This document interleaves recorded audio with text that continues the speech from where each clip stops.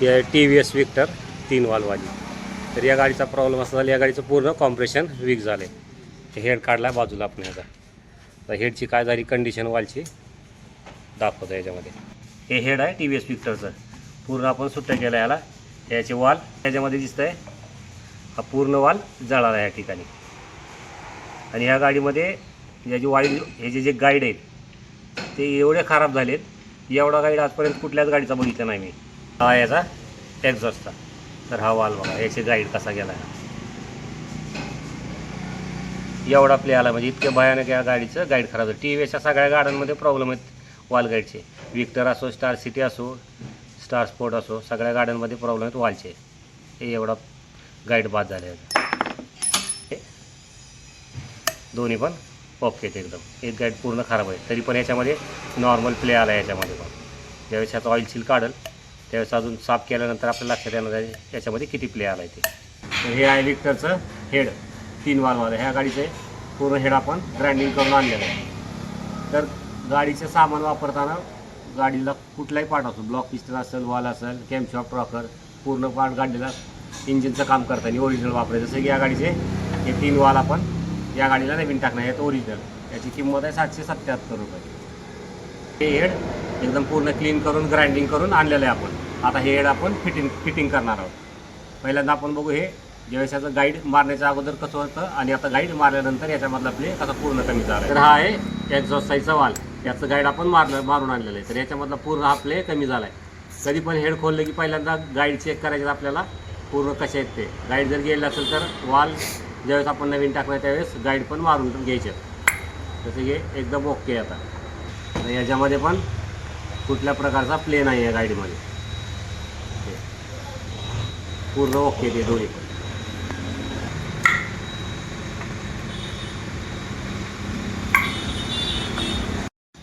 आता फिटिंग करू आपण हे हेड. सगळ्यात अगोदर बसवायचे ते 3 वायसर. जसं की इथं दिसते ते 2 गाईड, इकडच्या बाजूला 1, 3 साईडला 3 बसून घ्यायचे वायसर. इथं 2, हा दुसरा इथं. नंतर बसवायचं आहे तिसरं या वालचं. वायसर बसवल्यानंतर लावून घ्यायचे ते वालचे ऑइलचे. थोडं थोडं ऑइल लावून घ्यायचं याला. एकदम इजी बसतं आहे हातानं, जास्त ताकद लावायची गरज नाही. थोडंसं बस एवढं इजी बसतं आहे. आता लावून घेऊ इकडच्या साईडचे हे 2. थोडंसं खड्ड्यामध्ये असल्यामुळं कॅमेऱ्यामध्ये व्यवस्थित येणार नाही. ते झाले 3ही ऑइल सील फिट. पहिल्यांदा बसून घेऊ हा एक्झॉस्ट साईडचा. त्याला थोडंसं ऑइल लावून घ्यायचं आहे अगोदर. सेम याच पद्धतीनं हे दोन्ही लावून घ्यायचे. नंतर लावून घ्यायचे हे स्प्रिंग. या स्प्रिंगच्या वरती लावायची कटोरी आणि प्रत्येक वालला हे 2-2 लॉक. तर करून घेऊ फिटिंग. सगळं फिटिंग करून घेतल्यानंतर नंतरची पुढची फिटिंग बघू आपण रॉकर बसवताना. हे काय एक जनरल काम आहे. जसं की हिरोच्या गाड्यामध्ये या स्प्रिंगा बसवताना एक साईडला जशी जाड बाजू असते आणि तर वरच्या बाजूला गॅप जास्त असतो, तसं या गाड्यांमध्ये नाही आहे. या गाडीमध्ये दोन्ही साईड सेम आहे. तुम्ही स्प्रिंग कशी जरी बसवली तरी चालतं, याला काय डायरेक्शन नाही.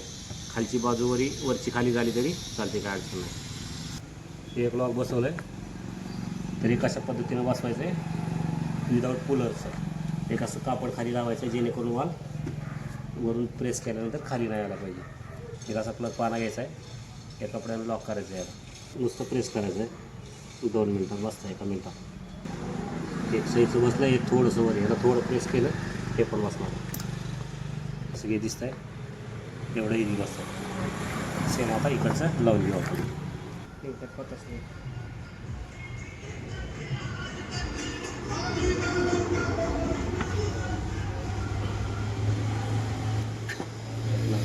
हा आहे रॉकर या इंटेक साईडचा. जसं की इकडे 2 वॉल आहेत, हे सेटिंगचे वरचे रॉकरचे नट आहेत, त्या साईडला बसवायचे. त्याच्या अगोदर बसवायची स्प्रिंग. हे दोन्ही स्प्रिंगा सेम आहेत, कुठली पण त्याला बसवली तरी चालतं.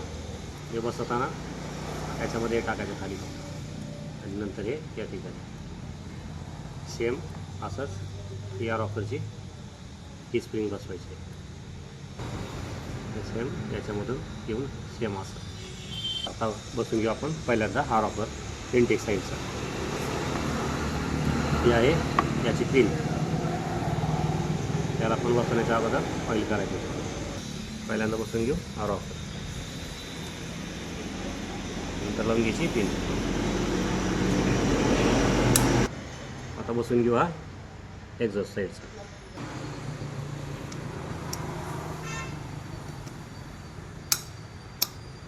रॉकरच्या पिना बसून घ्यायच्यात. नंतर लावायची वरची ही पट्टी. जसं इथे 2 होल आहे त्याला आणि हे आहे त्याचे 2 नट. त्या दोन्ही स्प्रिंगा बसून घ्यायच्यात. इकडची या ठिकाणी, ही स्प्रिंग या ठिकाणी. मी जी बसत आहे हे हेड गाडीला फिट केल्यानंतर या रॉकरची सेटिंग आपण करणार. रॉकर सेटिंग करताना हे दोन्ही स्प्रिंगा खाली घ्यायच्यात. नंतरच रॉकरची सेटिंग करायची. नंतर हे स्प्रिंग वरती लावायचं. आता हे आहे टायमिंगचं व्हील. टायमिंग वरती लावताना कसं लावायचं ते या ठिकाणी दाखवतात. सेम या पद्धतीनं लावायचं. ज्यावेळेस हेड आपण वरती गाडीला फिट करणार आहे याचा टायमिंग लावताना हा डॉट या लाईनमध्ये घ्यायचा आणि असं फिट करायचा व्यवस्थित. हा याचा पिस्टन, त्याच्यावरचं कार्बन पूर्ण साफ केलं आहे आपण. जसं की याच्यामध्ये हा बाण दिसतोय एक्झॉस्ट साईडकडे बरोबर आहे केलेला. ज्या पिस्टनवरती असा बाण नसेल त्यावेळेस इथे दिसते त्या 2 खाच, जे की 2 वालच्या इंटेक साईडचा. या ठिकाणी आहे 1 खाच एक्झॉस्ट वालची. जरी इथं एरो नसेल तरी या खाचीवरून आपण लक्षात घ्यायचे पिस्टनचं डायरेक्शन आपल्याला कुठं करायचं. तर हे पहिलेच ऑलरेडी व्यवस्थित जोडलेलं आहे. आता आपण फिट करणार आहे हेड. आता बसून घ्यायची हेडचा गॅसवर. हेड जे की आपण फिट करून घेतलं आहे. आता आपण बसणार गाडीला. हेडचं गॅसकेट बसून घ्यायचं. नंतर फिट करायचं हेड पाईपवर. 4 नट व्यवस्थित लावून घ्यायचे. सगळ्यात अगोदर वरची 4 जे स्टड आहेत ते फुल टाईट करायचे आणि नंतरच हे दोन्ही नट टाईट करून घ्यायचे. हेडचे सगळे नट लावून घ्यायचे. नंतर लावायचं आपल्याला हे टायमिंग चेंजचं व्हील. जसं दाखवतोय सम त्या पद्धतीने याची सेटिंग करायची टायमिंगची. व्हील बसून घ्यायचे. नंतर याच्यामधली ही पिन बसवायची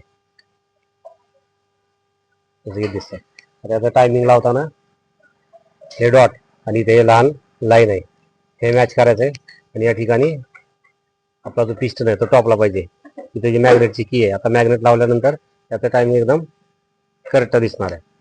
जसं की मॅग्नेट आपण बसवलंय त्याच्या लाईन दिसते या चेंबरला.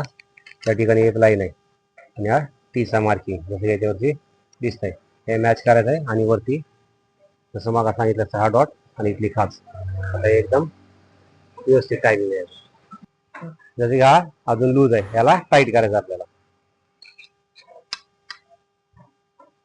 आता ही लावून टाकायची इकडची स्प्रिंग. नंतर लावायची इकडची.